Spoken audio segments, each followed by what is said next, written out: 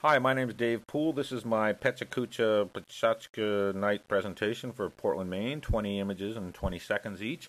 I'll just say that I filled out a form at City Hall asking for a $7 billion bailout loan, and they only gave me $6 billion, but here are some of the personal projects I did with that money. This is the hydrant building. I designed this to be housing for retired government employees, postal workers, public service, public works people, any retired government employee. My original design was a large urinal, but the city wouldn't approve that, so we ended up with the hydrant building. This is Burger Heights. It's in Payson Park. It's low-income housing, so you can get a two-bedroom in the Soda Cup building with a balcony for, I think, about $650 a month. Most kids I've found prefer to live in the Burger building.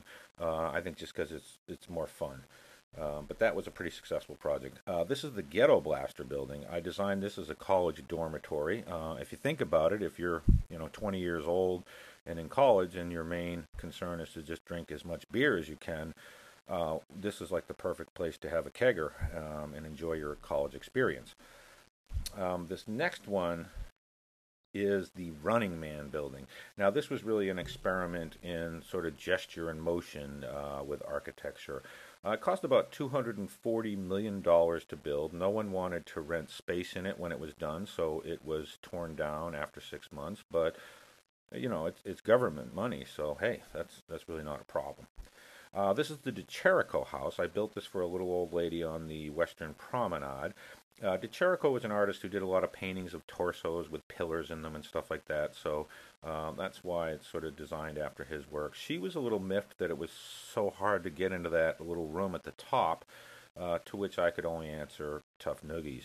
Fort Gorgeous. This is an example of brutalism where you sort of combine two totally incongruent styles of architecture. So I thought, how perfectly stupid and male would it be to put a big gun up there for her head? I guess we should talk about the phallic implications of that. Oh, phew. Okay, this is Calder City, which is a retirement community I built for Mackworth Island.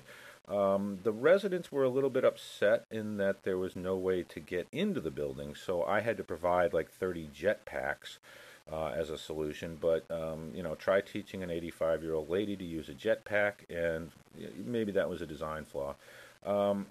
This probably shouldn't be in there. This is actually an image from the planet Pluto, where I did a couple of housing projects. I never got paid. Well, at least not in money. But then again, I was using government money, so I guess it doesn't really matter at the end of the day. And I also build robots. This was my first robot named Robbie. And he was a real problem in that he liked to go play with cars over at Martin's Point.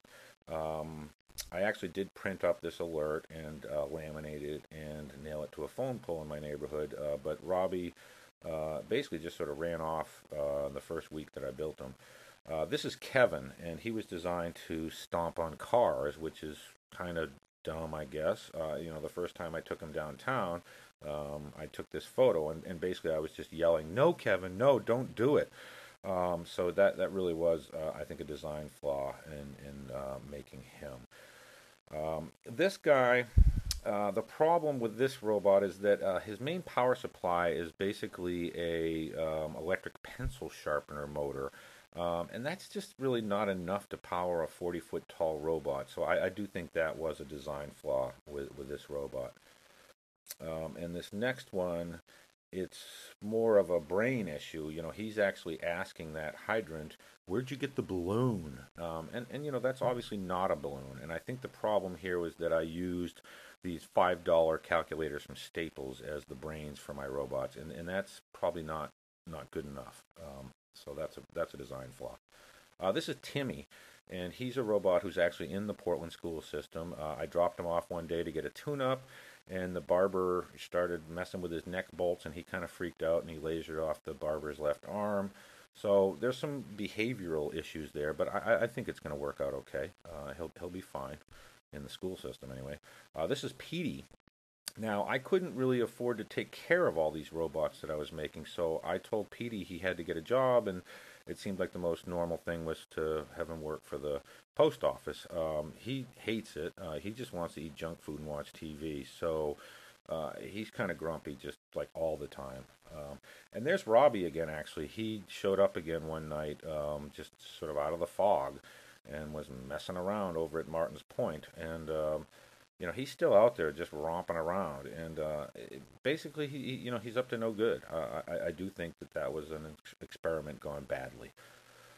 I also wanted a sort of a companion robot, and this is Jorge, and I just wanted someone who was a little bit fatter and dumber than me, and I think that worked out fine. All he does is listen to country western music and watch Oprah. He's no help around the house, won't do yard work or help clean up, so not like the best friend you could have.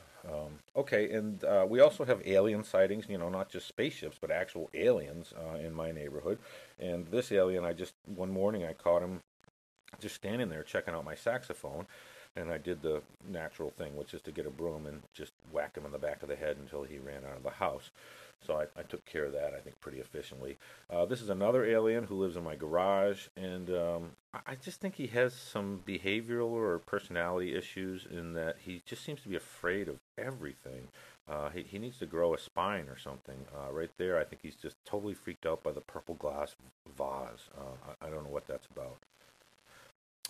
This alien I actually invited to dinner, and I think it was a nice idea, but I think the problem is in that peanut butter and cocoa cereal, because neither of us really like that stuff at all. It's all I had around the house, and he's never come back for dinner again, so I think that was really just the menu choice. And this is the last slide, and I think it's pretty self-explanatory, but I'll just say in 4 words, cats don't like aliens. That's all there is to it. Okay, that's my presentation.